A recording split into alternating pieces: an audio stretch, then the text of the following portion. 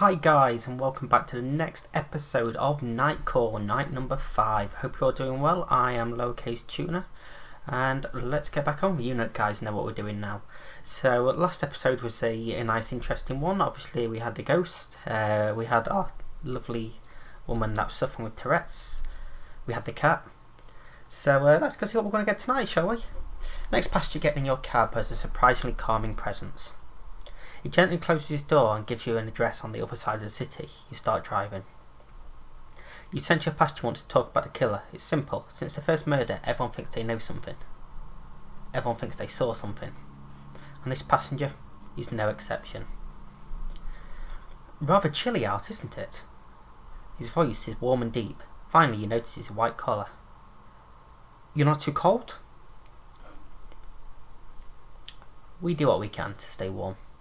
You've got a lot of grit to want to drive in this kind of weather. The holy water font froze yesterday. We had to pour boiling water over it to break the ice. He pauses for a moment. He looks at the car, the seats, the windows. It's funny. I never made the kind of connection before today. But a taxi is kind of like a confessional. A small box removed from a world where two people can converse without the risk of being interrupted. He waits. You look at him in a rearview mirror. Do people blabber on about their lives? His face lights up. Why yes, I'm doing exactly what my parishioners do when they come for a confession. They start with small talk, the weather, their grandson, granddaughter, niece, their dog, and then finally they get to around what really matters. They share lies, trickery, stinginess. He sighs. I've been listening to people's confessions for over 15 years and it's funny, but no one has ever told me anything really serious. He's waiting to see how you react. No crimes? A slight smile on his face. There have been things that are hard on a personal level, but anything illegal. Never anything illegal.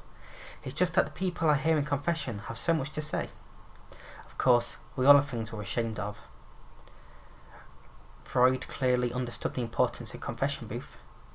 He made it into something more modern, more attractive, and less punitive. He pauses. Before going to cemetery, I never doubt my calling, but since... He leans in closer, his voice is now lower and softer.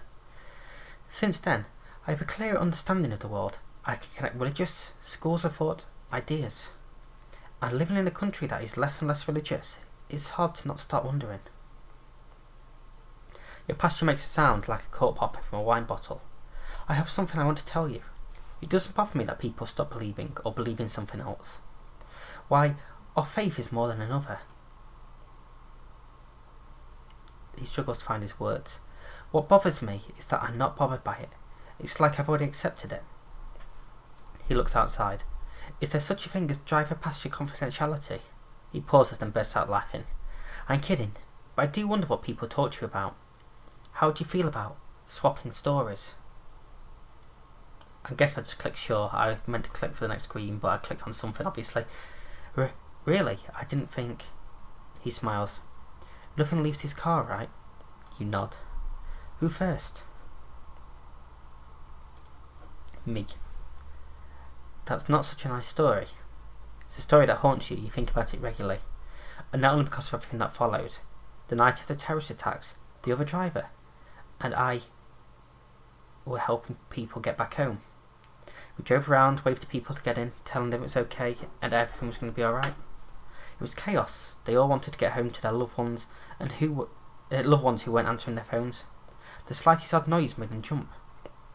Anyway, a woman and her husband got in. She wore a headscarf. He was glued to his phone. They gave me an address and we drove towards Rue de Riviolo.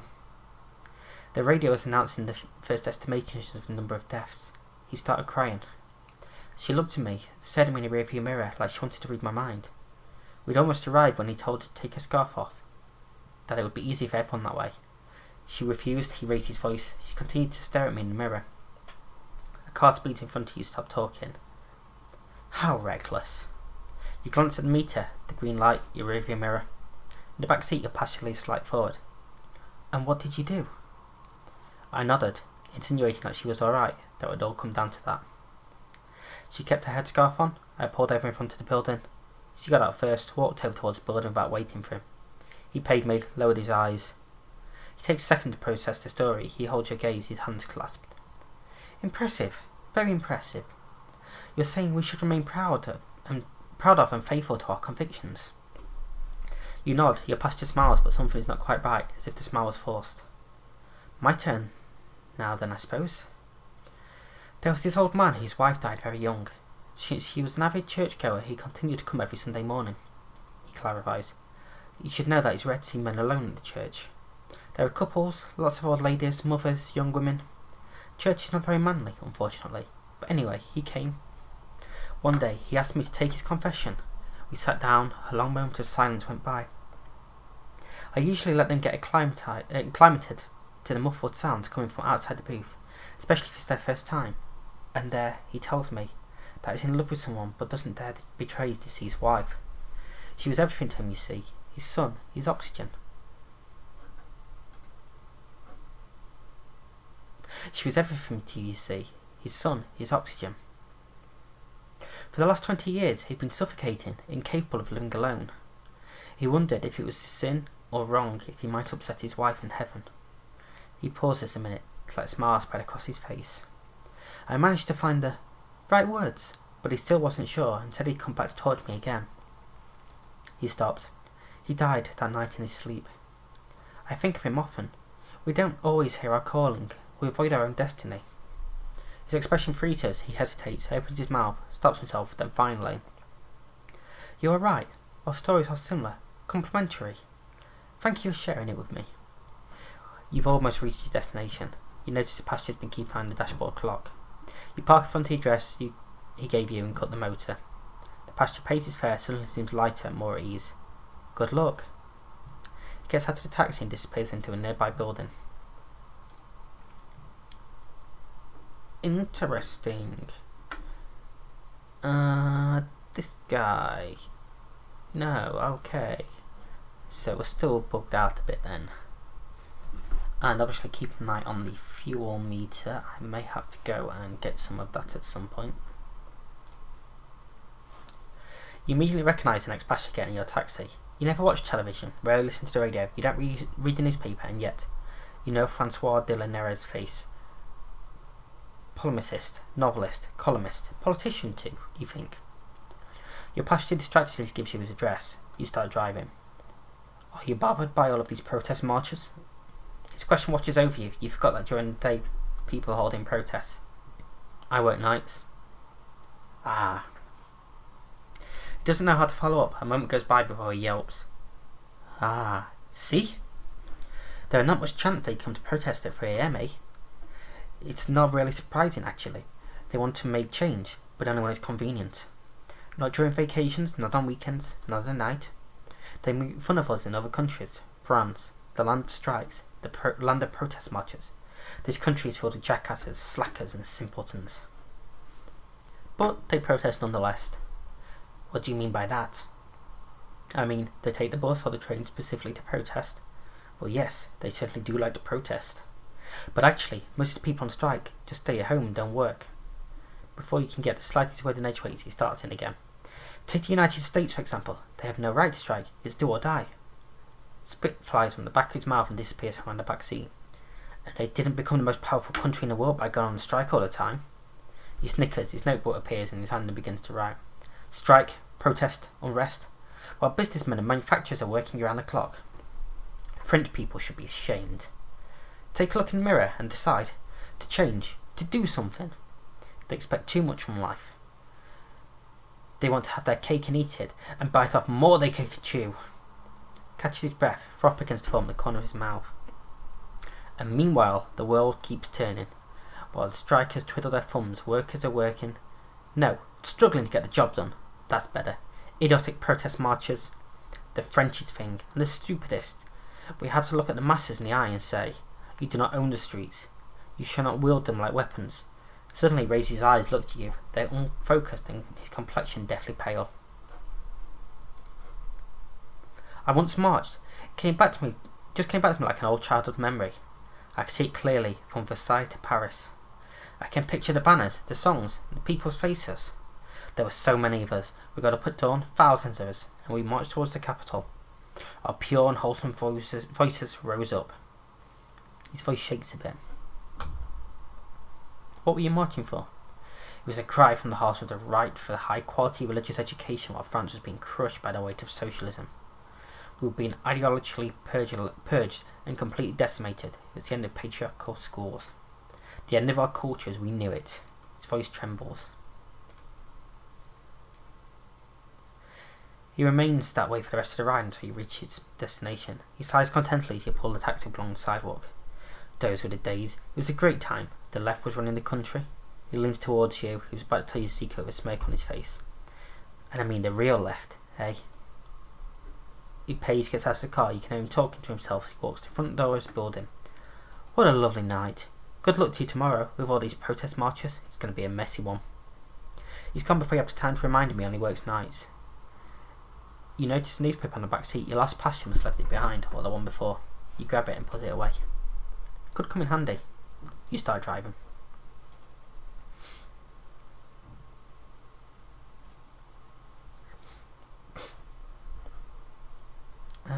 So, shall we go? We will read the newspaper first. We will quickly flick through this, see if we can find any information at all. No protests in French Guiana. Just like protests here. Yeah. Exhibit by taxi drivers. There we go. Let's go for this one, shall we? Two joggers on a right of the sidewalk. You never understand the point of running, especially not in the dead of winter. Past you gets into the cab, greets you in uncertain tones. Good evening. You try to answer as warmly as possible. Good evening. Good evening. I want to... She stops short, trembling as if in panic. Is everything okay? No, it's not. I... She begins pouring her heart out. A flood of sorrow fills the cab. I've lost my cat. Uh-oh. She shakes her head as if chasing a bad dream. I know. It's pretty silly. It's pathetic. But I lost my cat. She holds up a poster of the missing animal. His name is Croaky. It's the cat from the other night. You are sure of it? Listen. I know this is going to sound crazy, but someone saw my cat get into a cab. So I called your company and asked which taxi to in the neighbourhood the night he disappeared. You were the only one. I need your help. The tone is increasingly hesitant, insecure. Please tell me, you know where he is, where Croaky, where is my cat? She takes a deep breath. It's a question of life and death. I saw him. She sits straight with a jerk. That's wonderful. Where is he? Take me there. He took the train. The train? She looks down at the poster in her hand. That's why he stole my money. I knew he was up to something. He's so smart for a little ball of fluff. Did you talk to him? You remain quiet. I'm sure you talked to him. Croaky's not just any old cat, you know. He saved my life. I adopted him when he was still a tiny kitten. I took care of him, spoiled him, fed him for weeks. I took time off work to take care of the little thing. I knew right away he wasn't like the other cats. He was different. I stood up for him too. When my friends said he was taking up too much room in my life, I dropped them. When they told me he couldn't come with me to work anymore, I changed companies. He's the only reason I get out of bed in the morning. Please, I'm begging you. When my mother died, I decided to get a cat. I thought it would take my mind off things, get me interested in something else, and then I've just realised I'm doing a really bad French accent first, so any French people watching this, I apologise if I offend you. She stares at you. I'm going to ask one last time. Do you know where my cat is? We'll tell the truth. Your cat got into my car. Her eyes flash with hope. I drove him to Saint-Lazare. Devoe? Maybe. He's in Devoe. I'm sure of it. He loves it there. Could you stop the car, please? You pull over to the sidewalk. Thank you. She lowers her gaze. I know he was little. Too much for him. I might have been a little suffocating, but he was everything to me. And nobody seemed to understand. Nobody. That's not healthy. She looks at you straight in the eye. What do you mean? To love someone so much you lock them up, you suffocate them. It's not healthy. For a cat, for a man, for a woman. She says nothing. You can hear her struggling to catch her breath. Thank you. I think I needed to hear that. I'm going crazy. Her voice drops to a whisper. Crazy. She opens the car door and hands you a banknote at the same time. I need to be alone. She gets out of the cab and walks away without shutting the door. Next minute she's gone, swallowed up by the night. You get out and close the door. Take a deep breath, your lungs freeze. You wait another minute, then go back inside and start the engine. A decent little learner, wasn't it? Now let's go and get some fuel. I also just realised she paid me €50 and we didn't actually move anywhere. So yes, we know how the gas station works. We're going to fill the tank. It's pretty pricey. And we'll go into the shop. Obviously we don't need a newspaper because we've read it today. But we're going to buy a scratch card. Shock. Didn't win. And let's talk with him, see if he knows anything. The serial business crazy.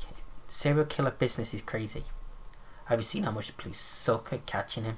You smile and let him keep talking. There we go, so that's a nice clue. Let's go back to the taxi. And let's go for this one. Seen it's been on there for a couple of times now.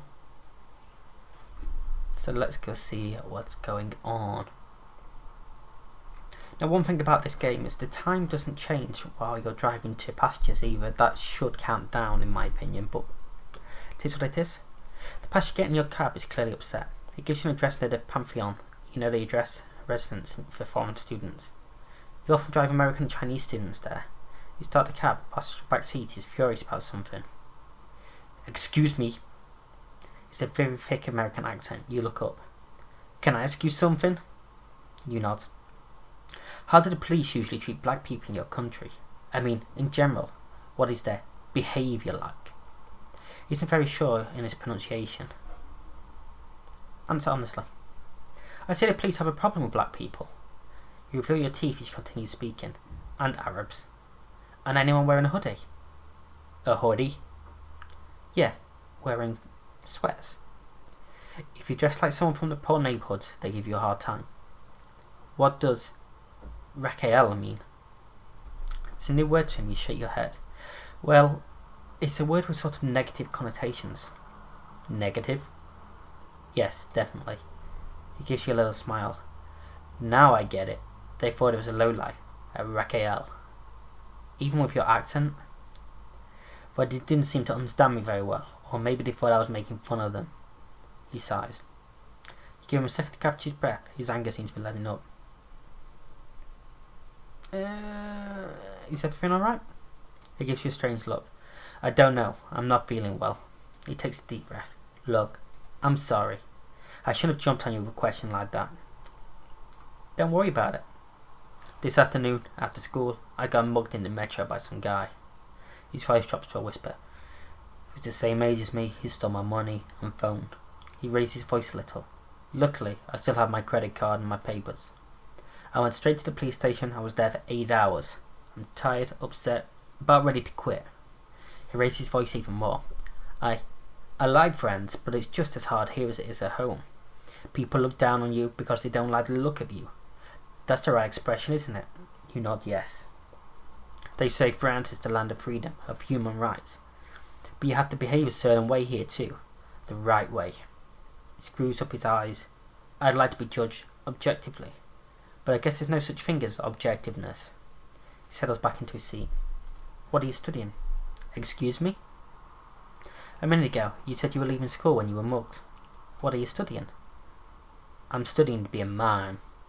A pause. Go ahead, say it. I didn't say anything. No, but go ahead, I'm used to it. I'm not going to make fun of it or anything, I just didn't know mime schools existed. He gives you a big smile. Imagine when I moved to France to study it. My American friends are still having a good laugh. What exactly are you learning to do?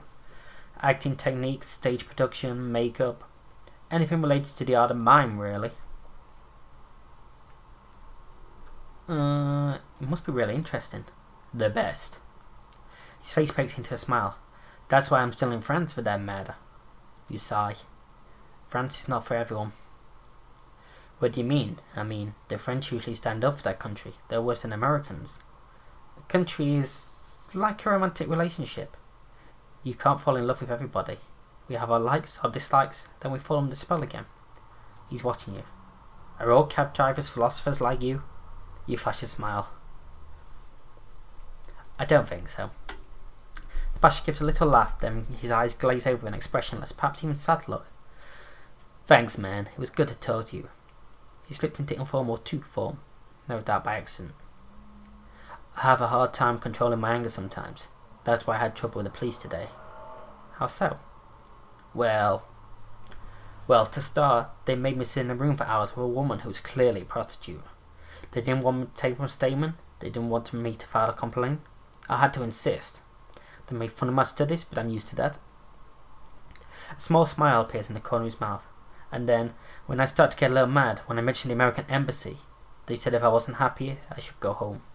Certain innuendos were little. When I got out, there were no more metros, so here I am, telling my life story to philosopher cabby. He gives you a smile. Cops, there. It's complicated here. Did they treat you badly too? You smile and shake your head, no need for him to know. Suddenly, the Pantheon appears among the dark buildings. Its white dome breaks up a dull orange and brown tones of Parisian night sky. Your passenger breathes a little sigh of satisfaction. It's beautiful, isn't it? No doubt about it. You park in front of the residence where a young man lives. He pays the fare, stretches out his hand towards you. Thanks again. Meeting you was just what I needed. You shake his hand. He has a strong, confident grip.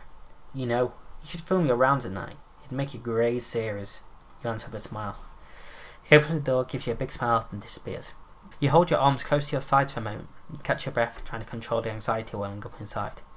The mere mention of police and you start the cab. That was a nice one. I like that guy. So yeah, as I was saying time before, if I go down to this guy, the time just doesn't change at all. It's still 1:21. Oh, it has suddenly. You slow down a bit. You've just been hit with a migraine. You crack your window. An icy Parisian air fills the cab. You need to rest. You need coffee. You need to close your eyes. Just a minute. One tiny minute. You don't need to sleep. You raise your head. See yourself sitting in the back seat. Your gut clenches. No, it's more like someone is pulling your guts out. Yeah, I look like shit, I know. No surprise considering all the crap I eat, right? He smirks. Or maybe it's just a smile. You can't quite tell. I've just got one thing to say. It won't take too long. You'll be able to get back to defending the weak and the poor right after. And maybe clean up your reputation and that pretty face of yours. You're not going to get the job done. You close your eyes hoping this barrage will vanish. You probably won't be able to help that whore. Maybe you'll finally realise she was just using you. You squeeze your eyes shut and see colourful shapes appear and dance around you, disappear. That's your problem. You always want to help people, but no one ever wants to help you. There's no reciprocity. It's all one way. That bitch is just like the others. He ignores you. He raises his voice, not paying the least bit of attention. She treats you like shit. She's threatening you. She's ready to drop you to avoid losing face. I don't get you. They already locked you once. You want to go back in? I had no choice. His laughter sends chills down your spine. There's something vulgar about it. Seriously, ma'am. You had no choice. Whatever. Run, man. Take your taxi and run. My humble advice? But who am I to give advice anyway? You always have a choice. Always. Not me. Not then. You feel his gaze bear down on you. I don't know what you tell your passengers. Get the fuck out. He shrugs. You're a piece of shit. You know it. Making deals with traders, sucking dick so you won't end up in jail. Man, you're the victim here. Be a victim. Use victimhood to your advantage. It doesn't happen every day. The other time you weren't the victim. He flashes his teeth in the rearview mirrors. Killing your own brother? Now that's something. He bugs his eyes out, mocking surprise on horror. Pretty hardcore. Shut it. You suddenly feel nauseous. Let me tell you what your problem is. You thought you actually had a chance in life. Your gut is burning like its contents ready to spew all over the windshield. Looks like your good grades in school, your faggoty little books. As if the 3 months you spent in college might actually change anything. But you're nothing. According to the people of this country, you don't count. You throw up a little in your mouth, the bile stings your throat. According to the people you protect and drive all over Panama, you don't count. You double over the steering wheel, your stomach burns, but nothing is coming up. You glance behind you and realise you're alone in the cab. Just you. You wipe the sweat from your forehead and start driving again. The smell of the motor reassures you, calms you down. Well, that was interesting. Let's have a listen to the news. I realise I should be doing this every day as well to see if I can find any news, but no. We do not, and we have a lot to choose from. I mean, we've got the little Tourette's woman again over here, but we're not going to go there. We're going to go for this guy. Looks like he's got his earphones in. 2 escorts crossing the street in front of us. And we should have this one and probably one more. Passenger slips into the back seat, dragging a backpack that apparently weighs a ton. Do you want me to put it in the trunk? She refuses politely with a shake of the head. Thanks, bud. I'm going to have to get used to keeping it with me. It's going to be on my back for an entire month. You smile and start the cab. You glance in the rearview mirror. Your passenger is rather young. The camera around her neck looks very expensive. Her backpack, scarf and clothes are fairly worn. Going hiking? No, not really. She seems a little embarrassed by your question. I'm on my way to Greece to join an NGO rescue vessel. An NGO? An association, that is, that helps migrants trying to make the crossing. And I'm going to do a story on them. Oh, you're a journalist? She smiles, the first since you set off. Yes, a photojournalist. They make the crossing even in winter. They make the crossing whenever they get a chance, regardless of the time of year or the weather. The EU has just closed its surveillance and rescue program. Only NGO associations are doing anything to help now. So I'm on my way. I volunteered. I even made a fuss to get the assignments. The tone of voice is increasingly shrill. I read first-hand accounts. I talked to journalists who have worked on the subject. I just can't ignore the whole thing. I'm in the cab. Right, yeah, I told you. I tried, but he wouldn't change his mind. Come on, Dad. I already told you to be fine. Though they wouldn't be sending me if they were. She pauses the phone. She moves the phone a bit further from her ear. Come on, Dad, stop. Dad. Listen, everything's going to be fine. I'll be there for 20 days with a group of professionals who have been doing this for years. That's right. I'm in the cab. Right. Yeah, I told you. I tried, but it wouldn't change. 1,000 times. Help her. We're about to get to a tunnel, mademoiselle. You're going to cut out. The young woman looks at you in surprise, then her face lights up. Did you hear that? I have to go. I'll call you back as soon as I'm... She's interrupted again. That's right. I'll call back. She hangs up, wide-eyed and breathes a long sigh. My parents, they can be a little much at times. She smiles. Anyhow, thanks for jumping in there. You can sense the tension, the wave of frustration and anxiety welling up inside her. Unhappiness and anxiety are palpable. She closes her eyes, collecting her thoughts, trying to dispel her negative emotions. If only I had a little time. Is there anything I can do to help? No, thank you. I'll be fine. You already got me out of that never-ending conversation. I was just thinking that I'd like to be able to do a little yoga. It certainly helps me relax. It's a way to unwind or calm down and release the tension. There must be a yoga room somewhere in the airport. I can pull over if you like. She looks at you closely, not sure what to think. What do you mean? There's a gas station up ahead. A rest area for truck drivers. There won't be anyone there right now. Alright, sure. Why not? There's no more talk for a few minutes. You're about to glance out the window every now and then. Drive past the gas station, the main building and the trucks, then get to a small quiet rest area. Clearing lit up by your headlights, the moon suddenly appears. There's no one around, the air is cool. The young woman leads in towards you. Is this the place? You nod. It's incredibly calm, as if we were in the middle of the woods. Eyes taking every detail, every tree and bush. Do you come here often? Whenever I can. She nods, she understands. It's so quiet, even in the middle of winter. It looks so peaceful. She reaches for the door handle. You won't leave without me, will you? Of course not. She gets out of the cab and puts her things on the picnic table. The wind is chilly, she shivers. She gives you one last look, then closes her eyes. For a minute or two you watch her doing yoga exercises. Her eyes remain closed, her face gradually starts to relax. A truck behind you pulls out to the rest area. This place has a calming effect on you, too. Some summer nights you come here to take a nap.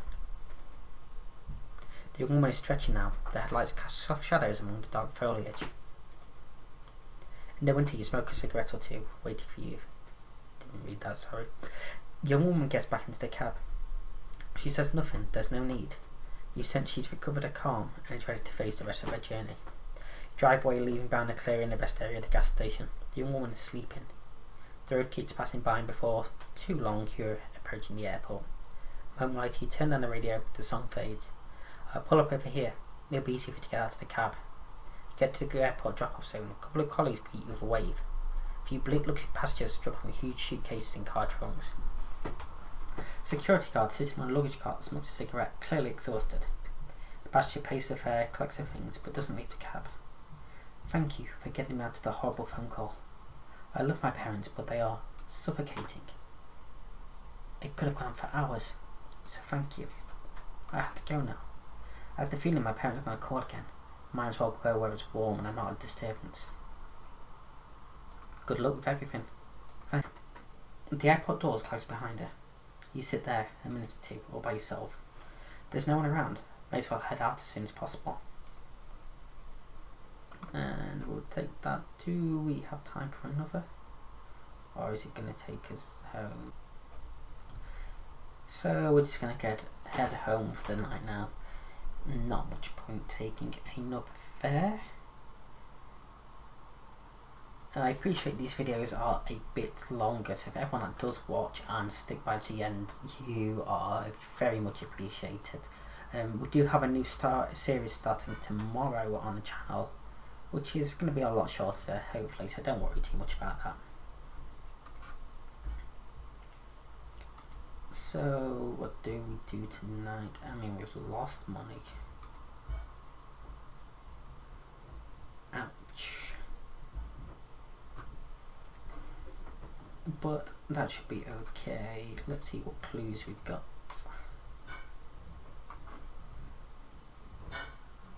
So, well, we've got 2, 4, 6 for him, 7 for her, 5 for him, and 4 for him. I mean, this guy still, for me, has the best case against him.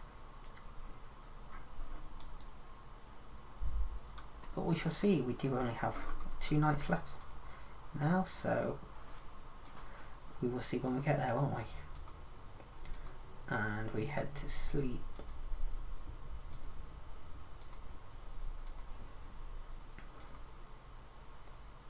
We decided to ask ourselves, was it really Santa Claus?